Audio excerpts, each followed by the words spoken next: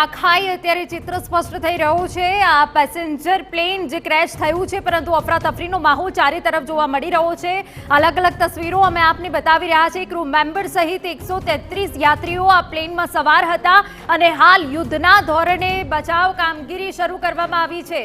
આપને સિવિલની એ તસવીરો પણ બતાવી રહ્યા છે કે જ્યાં ઘાયલોને તાત્કાલિક સારવાર મળી રહે તે માટેની તજવીજ હાથ ધરવામાં આવી છે। ઝાડ સાથે ટકરાતા પ્લેન ક્રેશ થયું હોવાની વિગતો અહીંયા મળી રહી છે। અમદાવાદમાં મોટી દુર્ઘટના બની છે। તો ક્રૂ સાથે 242 પેસેન્જર આ પ્લેનમાં સવાર હતા તેવી વિગતો હાલ તો મળી રહી છે। વિમાનનો પાછળનો ભાગ વૃક્ષ સાથે ટકરાયો અને વિમાન આખું ક્રેશ થઈ ગયું છે। અને પ્લેન ક્રેશ બાદ અત્યારે રેસ્ક્યુની કામગીરી યુદ્ધના ધોરણે ચાલી રહી છે। ધુમાડા કે જે દૂર સુધી દેખાઈ રહ્યા છે, આસપાસના વિસ્તારમાં અફરાતફરી છે, કેમ કે પ્લેન ક્રેશ રહેણાંક વિસ્તારમાં થયું છે। અરે જે ઈજાગ્રસ્તો છે તેમને સારવાર મળી રહે તે માટેની હાલ તજવીજ હાથ ધરાઈ છે, પરંતુ આખો જે વિસ્તાર છે કે ત્યાં અફરાતફરી મચી ગઈ છે। અમદાવાદમાં મોટી દુર્ઘટના। ટેક ઓફની 10 જ મિનિટમાં વિમાન ક્રેશ થયું હોવાની વિગત અને અમદાવાદથી લંડન જતું હતું પ્લેન। જયેશ, બિલકુલ એના આખરે આ 5 તસવીરો આપ જુઓ કે જે સમયે પ્લેન ક્રેશ થયું ત્યારબાદ આ ધુમાડો પ્રસરી ગયો અને ઊંચે સુધી આ ધુમાડો જોઈ શકાય છે। અને આ નીચેની તસવીરોમાં આપ જોઈ રહ્યા છો, લોકો આ ઘટના બાદ ગભરાઈ ગયા હતા, નાસભાગ મચી ગઈ હતી। શરૂઆતમાં તો કોઈ સમજી ન શક્યું કે આખરે આ થયું શું, પરંતુ પ્લેન ક્રેશ થયું છે અને ફાયર વિભાગની 3 ટીમો ઘટના સ્થળે છે, ઘાયલોને હોસ્પિટલ લઈ જવાઈ રહ્યા છે। પરંતુ એર ઇન્ડિયાનું આ પ્લેન આખરે અમદાવાદથી લંડન જવા માટે ઉડાન ભરી રહ્યું હતું, પણ એ જ સમયે વિમાનનો પાછળનો ભાગ ઝાડ સાથે અથડાયો અને 10 જ મિનિટની અંદર આ પ્લેન આ રહેણાંક વિસ્તારમાં જઈને ક્રેશ થઈ ગયું કે જેમાં 242 લોકો, જે ક્રૂ મેમ્બર સહિત કુલ 242 લોકો આ પ્લેનમાં સવાર હતા। પરંતુ આ વિમાન અહીં રહેણાંક વિસ્તારમાં ક્રેશ થવાને કારણે મોટી જાનહાનિ પણ સંભવી શકે છે। હાલ તો જે લોકો આ ઘટનામાં ઘાયલ થયા છે તુરંત જ તેમને હોસ્પિટલ લઈ જવા માટેની દોડધામ ચાલી રહી છે। આ દ્રશ્યો આપ જોઈ રહ્યા છો, જે સમયે આ પ્લેન ક્રેશ થયું ત્યારબાદની આ પરિસ્થિતિ, આ રહેણાંક વિસ્તારની આસપાસ આ પ્લેન ક્રેશ થવાની સાથે જ નાસભાગ મચી ગઈ, કારણ કે અચાનક જ આટલું મોટું એક પ્લેન ક્રેશ થવાથી ત્યાં એક મોટો ધડાકો થયો અને ત્યારબાદ અહીં ઊંચે સુધી ધુમાડો પ્રસરી ગયો અને દૂરથી પણ આ ધુમાડો જોઈ શકાય તે પ્રકારના આ દ્રશ્યો સામે આવી રહ્યા છે। બિલકુલ જયેશ, જે આંકડો સામે આવ્યો છે એટલે કે ક્રૂ મેમ્બર સહિત 242 યાત્રીઓ આ પ્લેનમાં સવાર હતા અને 10 જ મિનિટમાં વિમાન ક્રેશ થઈ ગયું છે। હા, જે રીતનો ધુમાડો દેખાઈ રહ્યો છે એ જયેશ ખૂબ ભયજનક છે। જાનહાનિની મોટી શક્યતાઓ અહીંયા દેખાઈ રહી છે। હાલ તો જેટલા ઘાયલો છે તેમને સારવાર અર્થે ખસેડવામાં આવ્યા છે, પરંતુ ખૂબ મોટો આંકડો છે। 242 મુસાફરો આ પ્લેનમાં સવાર હતા અને વૃક્ષ સાથે ટકરાયા બાદ આ વિમાન જે ક્રેશ થયું હોવાની વિગત છે।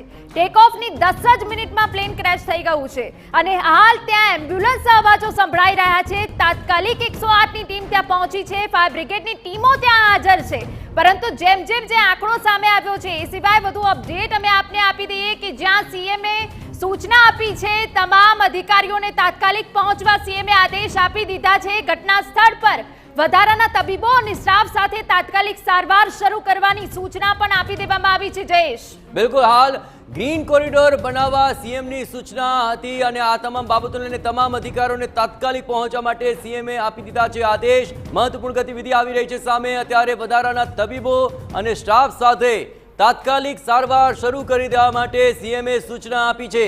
એરપોર્ટ પર ગ્રીન કોરિડોર બનાવવા સીએમની સૂચના અને હાલ આ રહેણાંક વિસ્તાર નજીક જે પ્લેન ક્રેશ થયું છે તુરંત જ તમામ ઘાયલોને મળી રહે સારવાર તે માટેની આ તજવીજ હાથ ધરી દેવાય છે। ટેક ઓફ થયું જ્યારે આ પ્લેન એના 10 મિનિટની અંદર જ આ પ્લેન ક્રેશ થઈ ગયું। પ્રાથમિક તબક્કે આવી રહ્યું છે સીધું કારણ, પ્લેનનો પાછળનો ભાગ ઝાડ સાથે અથડાયો અને ત્યારબાદ આ પ્લેન ક્રેશ થઈ ગયું, પણ રહેણાંક વિસ્તારની નજીક આ આઈજીબી કમ્પાઉન્ડ પાસે જ આ પ્લેન ક્રેશ થયું અને હાલ તમામ બાબતોને લઈને AI 171 આ એર ઇન્ડિયાનું પ્લેન ક્રેશ થયું હોવાની વિગતો મળી રહી છે। એક બાદ એક પરિસ્થિતિ અત્યારે સ્પષ્ટ થઈ રહી છે। દ્રશ્યો જોઈ રહ્યા છો આપ, જે પ્લેન ક્રેશ થયું તેનો કેટલોક ભાગ આ દ્રશ્યમાં આપ જોઈ રહ્યા છો। જે જગ્યા ઉપર આ પ્લેન ક્રેશ થયું ત્યાં ઝાડ સાથે આ પ્લેનનો પાછળનો ભાગ અથડાયો અને સાથે જ પ્લેનમાં ખામી સર્જાય અને પ્લેન ક્રેશ થઈ ગયું।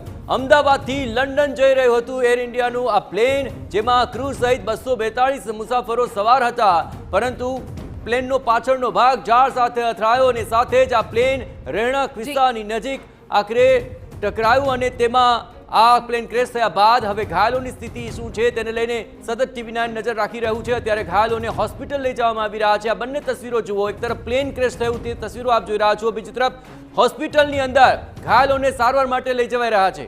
બિલકુલ ગંભીર સ્થિતિ જયેશ ત્યાં ઊભી થઈ છે. આ જે પ્લેન ક્રેશ થયું છે રહેણાંક વિસ્તારમાં થયું છે. રહેણાંક વિસ્તારના લોકોમાં અત્યારે સતત ભયનો માહોલ છે. હાલ પણ આગ લાગેલી આ પ્લેનમાં દેખાઈ રહી છે. આપને કેટલોક હિસ્સો બતાવી રહ્યા છે કે જ્યાં પાછળનો જે ભાગ હતો એ વૃક્ષ સાથે ટકરાયો અને તે બાદ ક્રેશ થયું. એક તસવીર એ પણ બતાવી રહ્યા છે કે જ્યાં સિવિલમાં તાબડતોડ કે જ્યાં તમામ ટીમ કાર્યરત કરી દેવાઈ છે. આ તરફ સુરતથી સીએમ રવાના થયા હોવાની વિગતો છે. મુખ્યપ્રધાન સુરતથી અમદાવાદ આવવા રવાના થયા છે. બીજી તરફ તમામ જે સંલગ્ન અધિકારીઓ છે તેમને પણ સ્થળ પર હાજર રહેવાની સૂચના આપી દેવામાં આવી છે. ખૂબ મોટી દુર્ઘટના અમદાવાદમાં બનવા પામી છે કે જ્યાં ટેક ઓફ દરમિયાન પ્લેન ક્રેશ થયું છે. ક્રૂ મેમ્બર સહિત 242 યાત્રીઓ સવાર હતા પ્લેનમાં. અલગ અલગ તસવીરો અમે આપને બતાવી રહ્યા છે કે જ્યાં એક તરફ રહેણાંક વિસ્તાર પાસે જ વિમાન ક્રેશ થયું છે તેને લઈને લોકોમાં ભયનો માહોલ છે. બીજી તરફ સિવિલમાં કે જ્યાં તબીબો વધારી દેવાની સૂચના આપી દેવામાં આવી છે. 108ની સંખ્યા વધારી દેવાઈ છે અને તમામ જે ઘાયલો છે તેમને સારવાર અર્થે ખસેડવામાં આવ્યા છે. પરંતુ જે રીતે પ્લેન ક્રેશ થયું છે એ જોતા લાગી રહ્યું છે કે જાનહાનિની મોટી શક્યતાઓ છે. જયેશ, બિલકુલ મહત્વપૂર્ણ અપડેટ આવી રહી છે પ્લેનને લઈને. આ પ્લેન એર ઇન્ડિયાનું હતું AI-171 અને આ પ્લેન અમદાવાદથી લંડન જઈ રહ્યું હતું, પરંતુ ટેક ઓફ કરતાની સાથે જ તે ઝાડના પાછલા ભાગ સાથે પ્લેનનો ભાગ છે તે અથડાયો અને તેમાં ટેકનિકલ ખામી સર્જાઈ અને સાથે જ આ પ્લેન ક્રેશ થઈ ગયું. આ મહત્વપૂર્ણ અપડેટ આવી રહી છે પ્લેન ક્રેશને લઈને કે માત્ર 10 જ મિનિટની અંદર આ પ્લેન ક્રેશ થઈ ગયું હતું, જે અમદાવાદથી લંડન જવા માટે ઉડાન ભરી હતી, પરંતુ રનવેમાં બાઉન્ડ્રી પર જ આ ખામી સર્જાય અને આખરે આ પ્લેન ક્રેશ થઈ ગયું. પણ રહેણાંક વિસ્તાર નજીક આ પ્લેન ક્રેશ થવાથી જ્યાં અફરાતફરીનો માહોલ થોડા સમય માટે જોવા મળ્યો, પરંતુ હાલ ફાયરની ટીમ ત્યાં પહોંચી ચૂકી છે અને મુખ્યપ્રધાને પણ કડક સૂચનાઓ આપી છે. તમામ